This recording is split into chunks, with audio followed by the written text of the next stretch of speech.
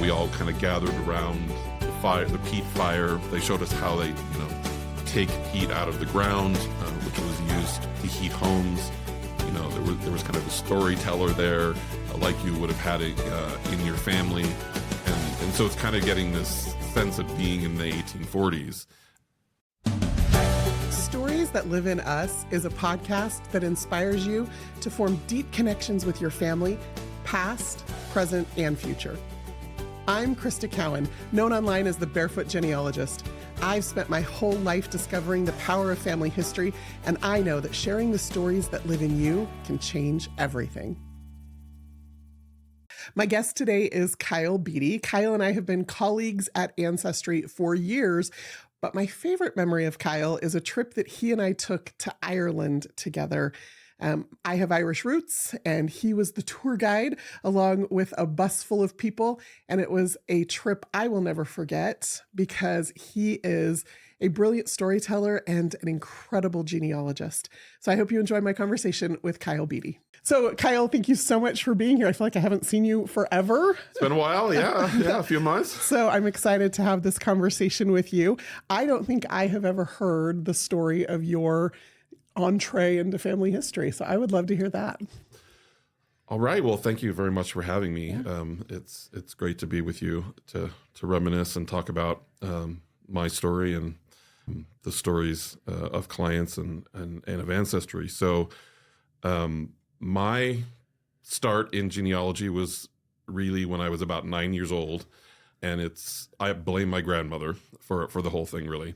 My mother's mother, Sarah, she was very into genealogy when I was young, and I grew up in Alaska, so we were kind of in a rural atmosphere, but there was an LDS stake where you could order records from Salt Lake City, and although she wasn't LDS, she became the librarian of the local library, a genealogy library there, so I started tagging along with her when I was about 9 years old, researching my father's side of the family because she had done my mother's, and so then I moved to Salt Lake City when I was 15 with my parents, and we moved in January, and I had a couple of weeks before I had to go to school. So I spent the first 2 weeks just at the Family History Library at every open hour researching my family. You were that kid. Yes. So I was delighted to move to Salt Lake City for that reason. And then shortly after that, my dad said, I think it's time for you to get a job. And I really had this aversion to working in a fast food restaurant or anything like that. So although I was kind of shy, I got up the courage to call this local company named Lineages and say, I know a lot about genealogy. I'll do whatever you want. I just need a job. And that's when I started working for Lineages, a local genealogy company that had been started by Johnny Cerny. And so I worked for them in the office and doing research when I was in high school. And then I went off to college, and like many of my colleagues in professional genealogy, I studied science, microbiology and genetics. And I thought I might want to be a doctor or a scientist and experimented with those things. But I realized that genealogy was what I really loved and just kept coming back to it. Then in about 2001 is when we started Genealogist, and it became part of Ancestry in 2010. So long time in the field. I know you had my friend, colleague George on your podcast recently, and it was in 1987 when I went to work for Lineages that I met him. So about 30 years of working together with George and a lot of other great people along the way. Yeah, it's interesting because the professional genealogy community is not large. No. Yeah, and especially here in Utah, most of us know each other. We've known each other for a lot of our careers, right. and I love that we have that opportunity to be colleagues in that unique way, in a unique career. Yeah. And a lot of the guests on my podcast are people who just have stories of their own family, but I've had a few professional genealogists on, and so I think it's interesting, for the listener to kind of hear that journey, and that is a career, that there are people who do this for a living. So I would just love to hear if you've got like a favorite in your 30 plus years, a favorite client story that has just kind of stuck with you. Yeah. I mean, there's so many, right? But, my favorite thing is to travel with my clients and take them to see the places where their ancestors are from. And I've had some really extraordinary experiences with that. One that I can think of that was probably just one of the best experiences with a client and with genealogy and travel was in Switzerland. I have a client who, at the time we were starting Pro Genealogist, was already our client. And we spent a very long time just trying to figure out where in Europe precisely their family was from. Had a very unique surname, was French, but we weren't really sure what part of France, or was it from another French-speaking country? And at that time, of course, there was a lot less indexing to find records. So it took us a long time to figure out where they were from. And it turned out that they were from a French-speaking part of Switzerland. And the Swiss records are absolutely amazing, even compared to other European countries. And so we figured out an exact town that they came from, and we took their entire family there, 2 busloads of, there was about 40 people, I think, total, for this probably 4 or 5 day experience of seeing the towns where their ancestors were from. And we were able in the archives in Switzerland to trace their family back to the 1300s, which is pretty unusual, and to figure out how their surname originated, because the surname was originally the first name of the woman who started the family in the 1300s. And so lots of people in that town were related to them and had their surname, but nobody really understood after that amount of time how they were all related to each other. So we made big charts and spread them around this venue that we had a reunion from, and people came from other parts of Switzerland. And so it was just, 100 people gathering to reconnect and see all of the stories of their family, all going back to one person that we could identify that far back in time.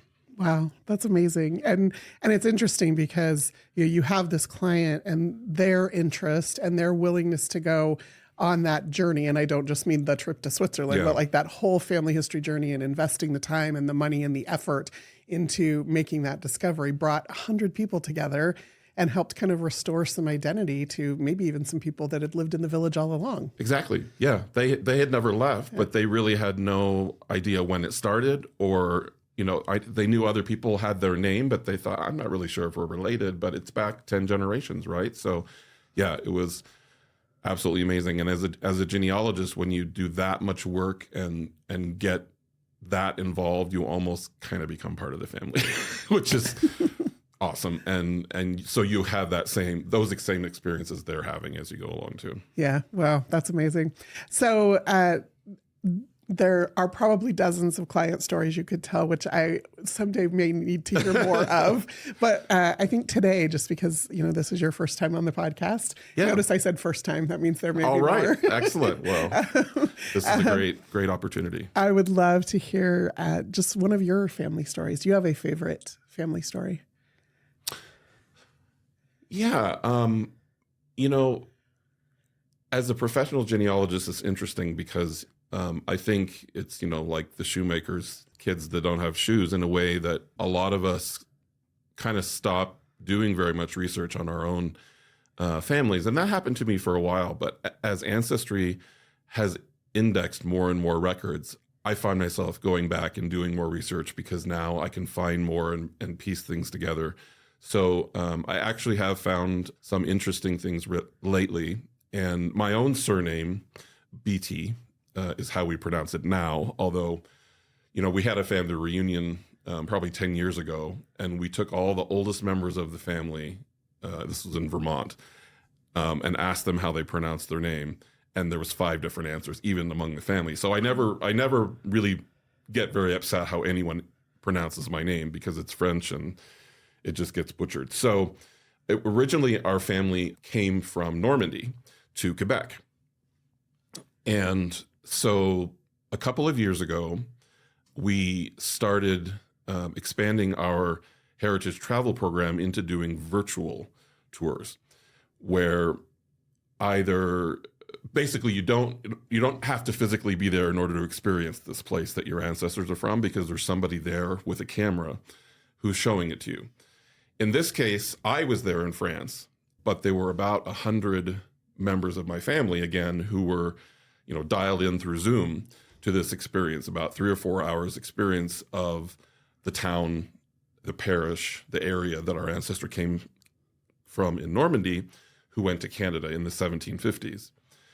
And it was an extraordinary experience because we all got to connect, number one, but also I learned a lot about my family that I didn't know. And I had been researching these people for 40 years by just going there. That's something I tell people a lot about ancestral travel or heritage travel is you should prepare as best as you can, but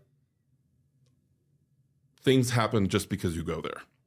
You learn things that you couldn't have predicted by going to the place. So in my case, as we started researching our family, I knew that they were fishermen, but what I didn't know was we discovered that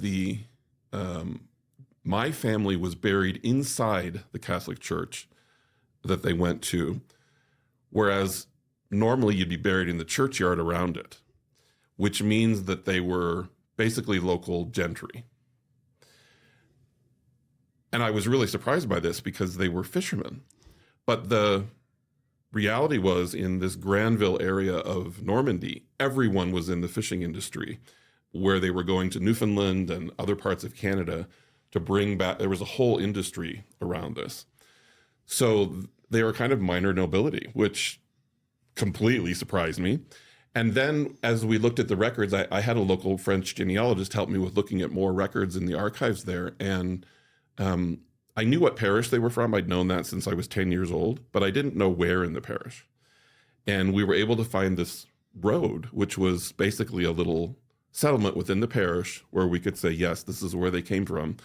And so during the virtual tour, we drove there with the cameraman and the guide, and we stopped on the road and we realized, oh, there's a house here that's old enough to have been their house, probably, but I need to do some more research to really for sure. But I stepped out of the car and I realized I'm having the experience that I give my clients all the time of, oh my gosh, I'm here. And this is where they lived 250 years ago. I hadn't really expected that it was going to happen. And so amazing to happen along with my whole family being, dialed in, having the experience with me. There is something about standing in places where they've stood. And until you've experienced it, it's hard to convey that to people. But anybody who can do that should do that. And it doesn't even I remember the first time I moved, I live in Pleasant Grove, Utah. And I grew up in California and Oregon and Washington and went to school in Idaho and had never intended to live here in Utah. But here I found myself. And my great-grandparents, one was born in Pleasant Grove and one was born in Lehigh, which is where the Ancestry offices are. Right. And I remember the first morning after we moved in, I walked out onto the little balcony of my condo and I looked up at Mount Timpanogos, and it just dawned on me that every day of my great-grandparents' life, they stared at that mountain. Right. And there's that connection is so visceral to just have that moment of this is a place where they were. I think an important thing that I've realized over the years is in addition to just saying connection, I think it's also reconnection. Yeah. And it's so often about people having to leave or leaving things behind, and there being kind of unfinished business in a way. And so when, a few generations later you go back, yes, you're connecting with the history and the place, but you're also healing something. You're bringing something full circle that I think is an important part of that kind of inexplicable feeling that you have when you go to visit places. And for me, it was just, a couple generations removed, but I've had that experience stepping off a train platform in Glasgow. Right. And then I've also had that experience in Ireland with you. Yeah, for sure. An amazing trip that we had. So I would love to know about your connection to Ireland, and then maybe we can talk a little bit about that trip. So do you have family connections to Ireland? I know you've taken lots of clients and tour groups there. So tell me a little bit about that. So I had a colleague that I met about the same time as I met George Ott, have a colleague, Dwight Radford, who kind of got me into Irish research. for which I'm very grateful, because he had already been pioneering in that area. So he took me to Ireland when I went for the first time, and then we started publishing a journal together that was pretty popular in the genealogy world for about 6 years, called the Irish at Home and Abroad.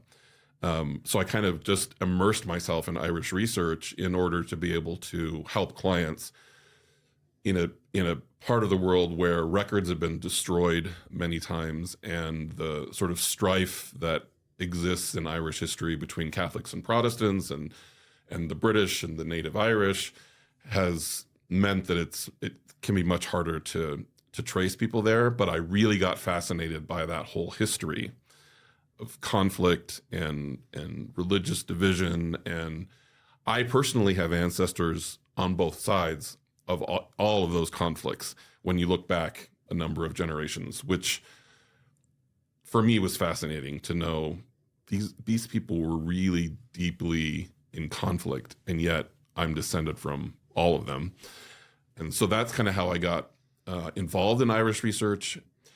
And I've just kept doing it because I got so fascinated by it. And then, traveling there, it became kind of like a second home for me in a way, especially Dublin, to go there and research other people's families. On the first trip that I did to Ireland, there was one story that happened that I think really kind of illustrates a lot about the Irish and going back to your place of origin in Ireland, which was for a client, and their ancestors were from County Limerick, and their name was Regan. And typically in Ireland, even though a lot of records have been destroyed, there's very detailed tax records and maps that go with them that you can usually use to find the exact place where the house was that they lived, which I think is kind of the ultimate experience in Irish ancestry, really. And so in this case, I knew exactly where this house was supposed to be on the map, and I could find that place. And I went there, but there was nothing left. A lot of times there will be something. They could have taken the old house and made it into a shed, or even if it's fallen down, there are some, rocks left, where you can get that real experience of this is the exact place where they spent, like you said, all of their time. This is the view that they had of the things around them in the landscape. And so I was a little bit disappointed, but I kind of wandered down the road and wanted to talk to somebody, because often if you talk to a local person in one of these townlands in Ireland, they'll know a lot. So I found this fellow along the side of the road near his house, and his name happened to be Jimmy O'Regan. And I said, I'm looking for this house from the 1850s. And you expect people to be like, you're what? and he said, oh, and I said, well, this is where it should be, but it's not there. And he said, oh yeah, we took it down 5 years ago. And I was like, you what? Because it fallen into disrepair, and we're just not going to keep this around. So again, the second level of disappointment. I'm 5 years too late. But he said, however, we knew that eventually somebody from Australia or the US or Canada was going to come looking for that house, because people are so used to that happening with, the Irish have gone everywhere and people come home. And he said, so we kept some bricks and a piece of the fire grate. So here you go. And so I took that home to my client, who was very happy to have that piece of their history. Wow. That's amazing that they had that foresight, that they expected that and planned for it. They're right. These crazy Americans are going to come looking for that house. They're going to want to rock. That's incredible. Well, so in my own family history, I know who both of my parents are. I know who all four of my grandparents are. I've always known who all 8 of my great-grandparents are. But I have a great-great-grandfather named John O'Brien. Oh, right. This is the thing about Irish names, right? Oh, yeah, good heavens. It can be very common. Yeah. How many millions of John O'Briens are there? And the other problem with John O'Brien was that he was a bit of a storyteller. Yeah. And so no two records agree. He was born in 1832 or 1837 or 1842, depending on which record you believe. Mm-hmm. He claims to have served in the Civil War. We finally did find proof of that it was on his tombstone, so we assumed it was probably true that he was connected in some way, but we did find his enlistment papers and his service record. But then he also claims he was born in either Iowa, which is where he enlisted in the Civil War, or Ohio, or Ireland. And there was this story he would tell his daughters about coming from Ireland with his dad as a little boy. And yet every record we had in the US says he was born in either Ohio or Iowa. And so we've researched him for 40 years, trying to figure out, was he really born here in the States? Was he born in Iowa? And of course, when you do the math, like if he was born in the, early 40s, that was the beginning of the potato famine, lots of Irish immigration to the United States at the time. So that would have made some sense. Yep. But he's been our brick wall. And to have a brick wall, relatively recently for somebody with U.S. ancestry is super frustrating. All my other lines go back very far. Even my German line, they're my most recent immigrants. I can trace them back into Germany. But John has just been this hill to climb for me. Yeah. And I have been very unsuccessful at it until I took a DNA test. I was going to say, this is lately this has been our hope for some of these Irish brick wall. Right. So both my mom and her sister are living, and they both took DNA tests. And then we started testing my mom's first cousins on that side of the family. We found a half sister of my mom's, which actually ended up being brilliant because we could start to sort out matches a little bit. And we've now got 2 clues. So I still haven't solved John O'Brien, but here are the 2 clues that I have. One is that we have a group of O'Brien matches. Yeah. And they all come from the same county in Ireland. People who have O'Brien in their tree. They have O'Brien in their tree, and the matches are high enough that we suspect that they're related through either John's parents or grandparents. But their trees don't go back far enough either, right? They've all got the same problem. A couple of them are in Canada. Several of them are here in the U.S. The second clue, and this has been just fascinating with Ancestry DNA, they don't just tell you you're Irish. Now we have these journeys that show you exactly maybe where in Ireland you have a journey. Somebody has a journey? Yeah, that goes straight to the same county. So they all have this same Irish county that's showing up. And what county is it? It's County Cork. I was going to say it has to be County Cork. Right. Now here's the funny thing. 25 years ago, my mom and my sister and I took our very first trip to Ireland. We'd actually been in England, and we got a wild hair that we were going to just go to Ireland for the weekend. And so we took a train to Wales, and then we hopped on a overnight ferry, and went to Southern Ireland.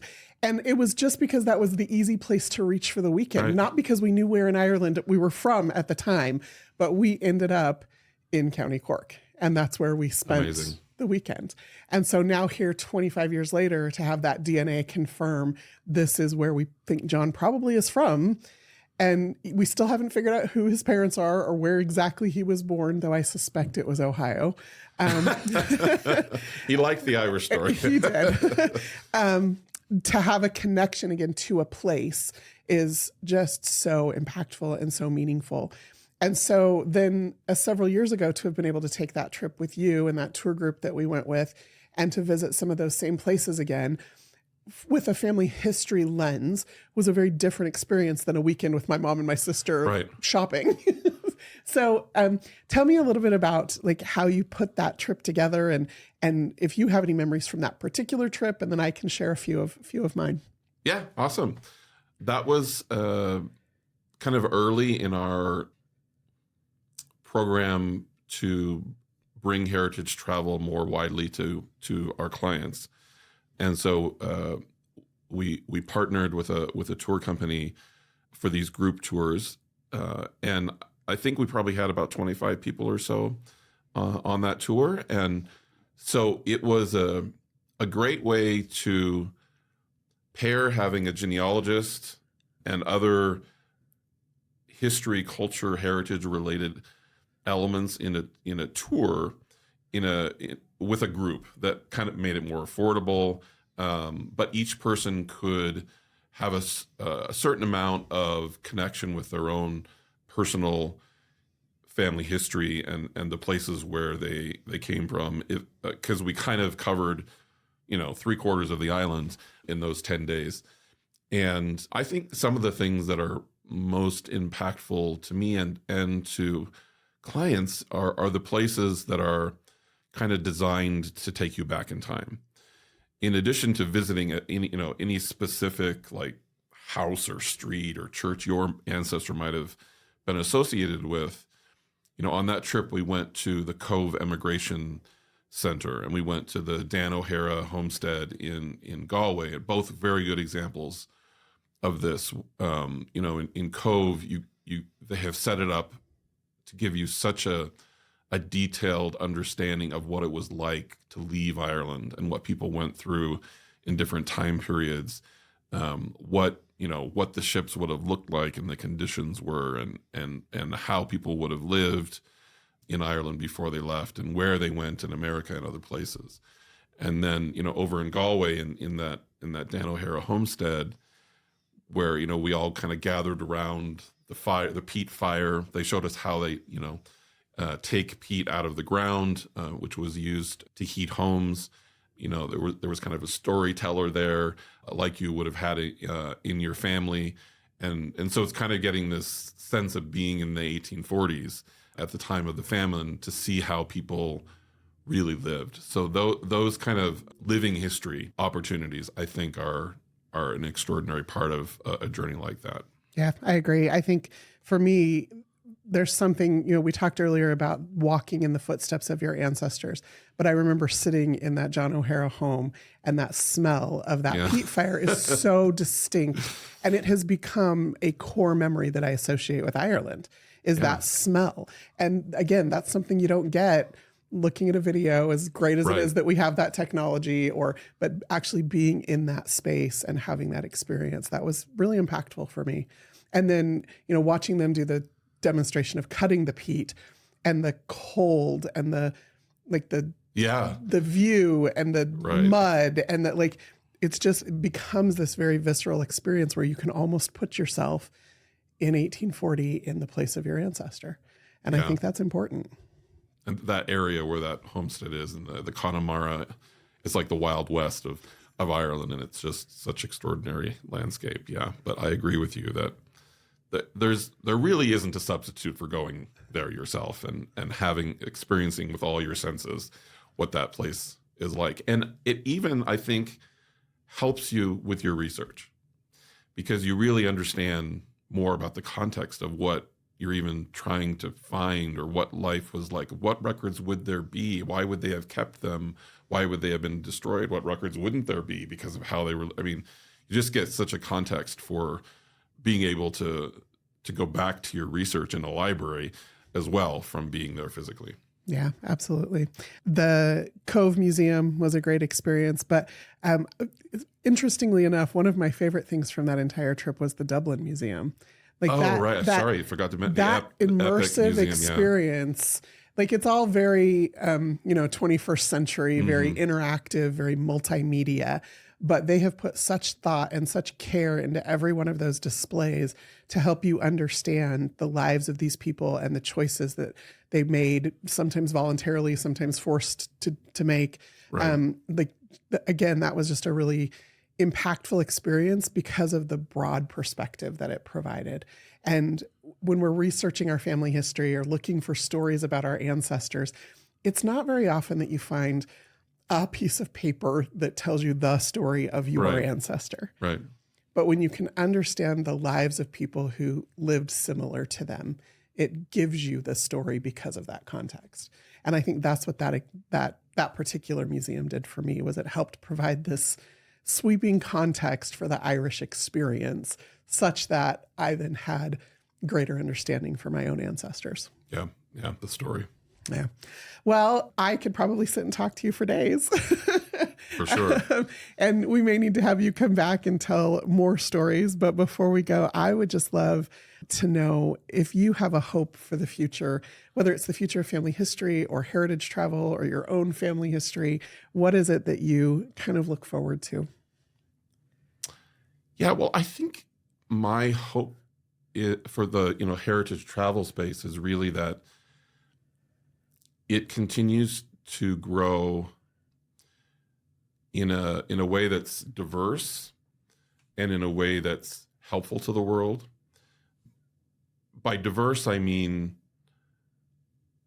we started doing heritage travel in Europe, where it's kind of like Europeans have had the bug for a long time for genealogy, but we're expanding now into Asia with trips we've done to Japan this year, and to South America, and to West Africa, where so many African Americans have ancestors, and we learn about the records as we go along to do that, because they can be very different experiences of how to find information about your family. And the virtual tours are helping with things like going to Nigeria. It's hard to physically go to Nigeria, but a virtual tour can be a good way of getting an experience there. And when you pair that with, Ancestry DNA, it's hard to express how incredible the things you can do with Ancestry DNA are. Like your example with what we can do with Irish immigrants now, but with West African immigrants, we're now getting more and more matches to people who either live in Africa or their parents lived in Africa, and so we're starting to be able to go to specific places in Africa based on those matches. So I have the hope that we'll have, the kind of land tours that we did, people who go on cruises that have a genealogy element, the virtual aspect, that those kinds of things will expand, and people of diverse backgrounds will be able to experience it, and kind of tying into what George Ott said when he was here with you about kind of the hope for bridging differences. And I've always thought of genealogy kind of as a peacemaking tool as well. And I hope they, use this kind of ancestral aspect to connect deeper to places they're going. And that as we do that, we'll understand each other better around the world. On a lighter note, for me personally, my hope in the next 20 years is I want to solve an outstanding ancestral mystery that I still can't figure out, because I mentioned my grandmother being my inspiration for starting all of this. And she got to see me, be involved in the Who Do You Think You Are TV program and be on TV with celebrities. And she loved that. But she would often say to me, it's great that you can find these famous people's ancestors, but you still can't find out where our Lupro ancestor came from. This is my mother's maiden name. It's kind of like your Irish story, where he said he was French, but everything says he was born in Pennsylvania. So we're not even really sure he's changed his name. But it's not going to be the most comfortable situation if I get to heaven before I figure out where they're from, because she's going to have a few things to say to me about it. So hopefully the DNA, I'm inching towards it with the Ancestry DNA with clues. But yeah, that's something I hope for. I love that. Who's the brick wall? What generation? He was born in the 1820s. Okay. Daniel Lupro. He just appears in the 1840s in Pennsylvania. Nobody else has the name Lupro basically anywhere in the world. Right. The story is that he changed his name, which is probably true. But was it something like Lupro, or was it something completely different? Right. Was he really French? Just a huge mystery that we can't really find any documentary evidence to figure out, but I'm starting to get some clues from all that cousin match analysis that I'm hoping eventually will. Did you DNA test your grandmother? I did, yes. Good. I did, yes. Good. Absolutely. That's amazing. I loved hearing that little brick wall story, because, even genealogists face our own brick walls. Yeah, absolutely. Well, I wish you all the best with your Lupro brick wall. And thank you so much. My Thank John you for O'Brien. having me. Yes. Hopefully we'll get those solved. Fabulous. Thanks for being here. Thank you, Crista.